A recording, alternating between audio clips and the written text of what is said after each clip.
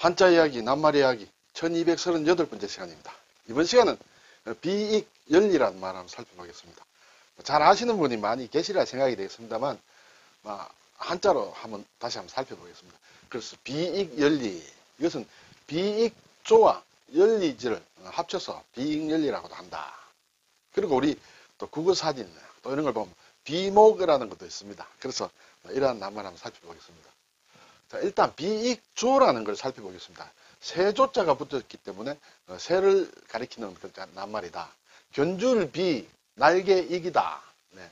견줄비는 비수비가 이렇게 두 개 합쳐진 것이다. 그렇지만 이 글자 자체가 제부수 글자예요. 그렇죠? 그래서 비수비란 부수도 있지만은 견줄비란 부수도 있습니다. 네. 그래서 이것은 이제 비수비라는 글자는 여러 가지로 설명들을 합니다. 비수라는 것이 이제 짧은 칼을 얘기하죠. 짧고 날카로운 예리한 칼을 얘기한다. 그리고 숟가락이라는 뜻으로도 쓰인다. 그리고 또 일반적으로는 사람의 모양이다. 사람이 이렇게 오른쪽으로 보고 있는 모양이다. 오른쪽으로 두 사람이 서 있는 모양이다. 그래서 견준다는 뜻이 있고 또 나란히 한다는 그런 뜻도 있습니다.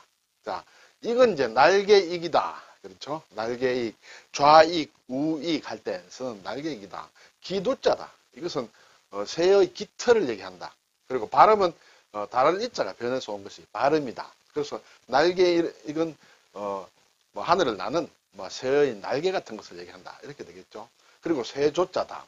그러면 비익조라는 것은 날개를 나란히 하는 새다. 새라는 게 날개가 당연히 나란히 양쪽으로 있어야 되겠죠. 그렇지만 그것과는 조금 다른 스토리가 있는 낱말이다 하는 것을 뒤에서 한번 보겠습니다.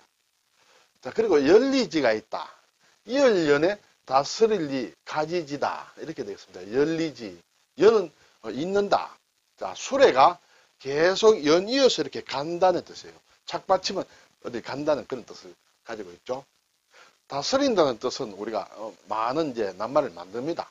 그런데 구슬옥변이다. 구슬옥이 다른 글자와 합쳐서 붓으로 쓸 때는 점이 떨어져 나가죠. 임금왕자처럼 보이지만은 실제로는 구슬옥이다. 마을리다.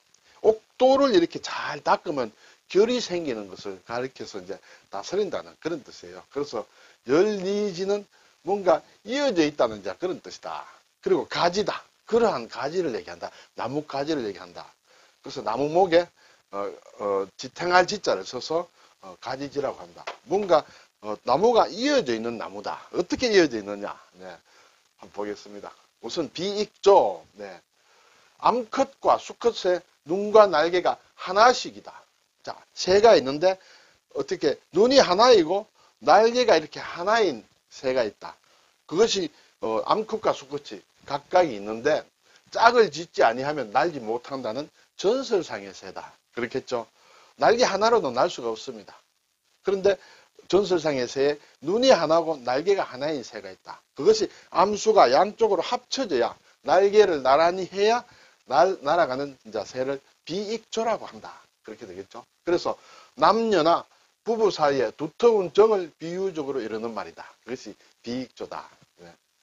자, 이런 박종환 선생의 다정불심이라는 책에 보면, 글에 보면 하늘에 올라가서 비익조가 되고 땅에 떨어져선 연리지가 되어 세세생생의 부부가 되어 이런 문장이 나오는 모양입니다. 이 박종환 선생의 이 글도 원래 비익조와 연리지라는 낱말이 나온 예전부터 있었던 낱말을 이제 인용해서 쓴 것이다. 이렇게 볼 수 있죠. 자, 이것이 비익조다. 상상의 새다. 전설상의 새다. 그래서 이렇게 눈과 하나가 있고 그래서 이렇게 되겠죠. 나눠지겠죠. 그런데 같이 이제 붙어서 날아다닌다. 이것은 이제 부부의 금슬에 비유한다. 이렇게 되겠습니다. 자, 연리지라는 것은 두 나무의 가지가 서로 맞닿아서 결이 서로 통한 것이다. 나무가 두 개가 있는데 이렇게 어떻게 맞닿아서 결이 통해서 붙어 있는 나무를 얘기한다. 이것도 화목한 부부나 남녀 사이를 비유적으로 이루는 말이다. 이렇게 되겠죠. 자, 이것이 이제 연리지의 하나인데 대구 칠곡에 가면 함지산이라고 있습니다. 여기에 있는 연리지다. 연리지가 우리나라에도 있고 세계 여러 곳에 있겠죠. 근데 이 연리지는 제가 직접 가서 본 연리지다. 그래서 제가 이것을 한번 가져와 봤습니다. 두 나무가 여기에서 붙어서 하나가 되었다. 이렇게 되겠죠. 자, 그래서 이제 이것을 비익조 연리지란 말로 쓴다. 이렇게 되겠죠. 이걸 좀 줄여서 비익연리라고 한다. 비익조와 연리지라는 뜻으로 부부가 아주 화목함을 이루는 말로 비익연리, 비익조 연리지 이렇게 쓴다. 자, 그런데 앞에서 봤지만은 비익조라는 것은 상상의 새, 전설상의 새다. 그렇지만 연리지는 앞에서 보셨지만은 실제로 존재하는 나무다. 가끔 있다. 이렇게 되겠죠. 그래서 상상의 것과 실제로도 연리지는 실제로 있다. 비익조는 실제로 없다. 이렇게 되겠죠. 그러면 이것이 비익조 연리지란 말이 어디에서 나왔느냐? 네. 잘 아시겠습니다만 중국 당나라의 시인 백거이가 쓴 장한가에 나온다. 이렇게 되겠습니다. 자, 이것은 이제 당나라 시인 백거이가 당나라 현종과 그 유명한 양귀비 사이의 어떤 관계, 스토리를 가지고 만든 시가 된다. 굉장히 긴 시인데 가장 뒷부분에 나오는 시다. 이렇게 되겠죠. 7월 7일 장생전, 7월 7석에 장생전이라는 곳에서, 이 장생전이라는 곳은 옛 당나라의 수도가 장안이었죠. 지금은 중국의 서안이다. 장안에 있는 어떤 궁전, 화천궁이라는 곳에 있는 궁전에 있는 정각을 얘기한다.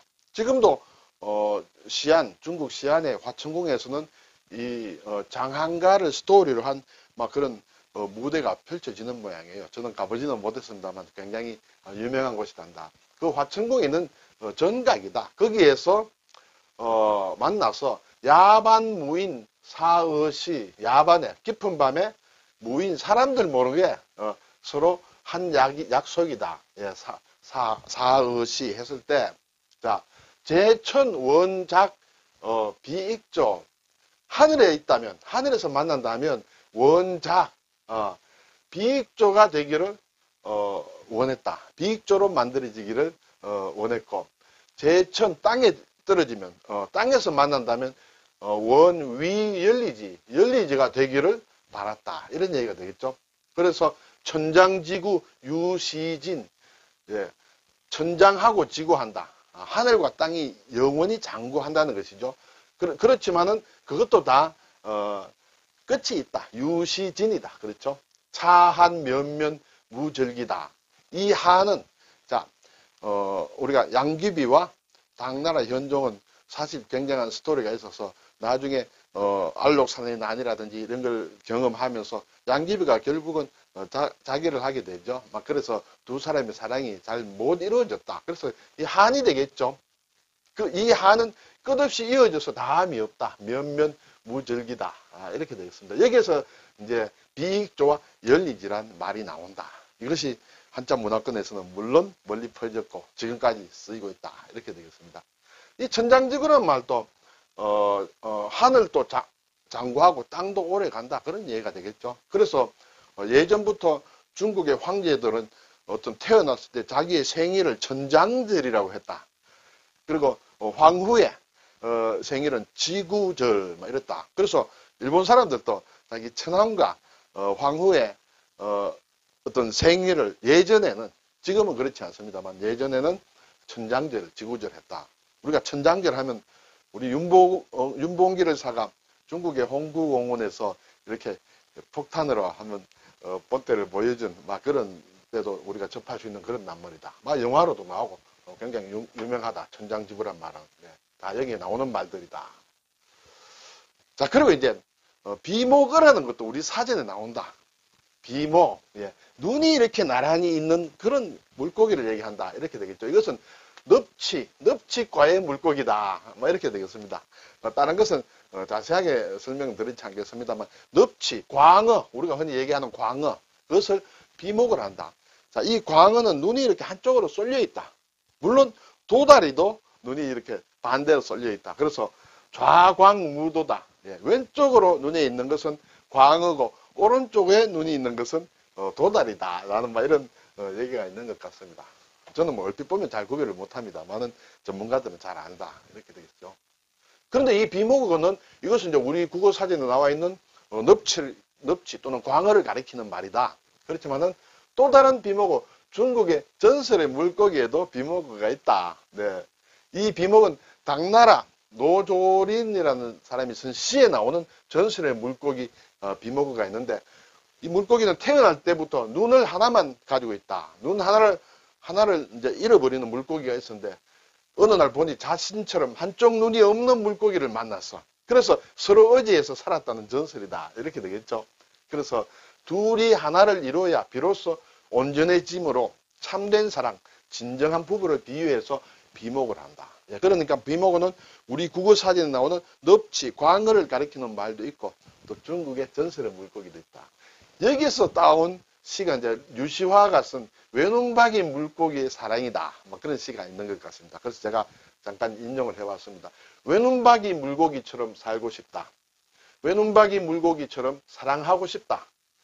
두 눈박이 물고기처럼 세상을 살기 위해 평생을 두 마리가 함께 붙어 다녔다는 외눈박이 물고기 비목처럼 사랑하고 싶다. 예, 그래서 비목이란 말도 있다. 제가 비익조 열리지를 생각하니까 이렇게 비목가 생각이 나서 한번 가져와 봤습니다.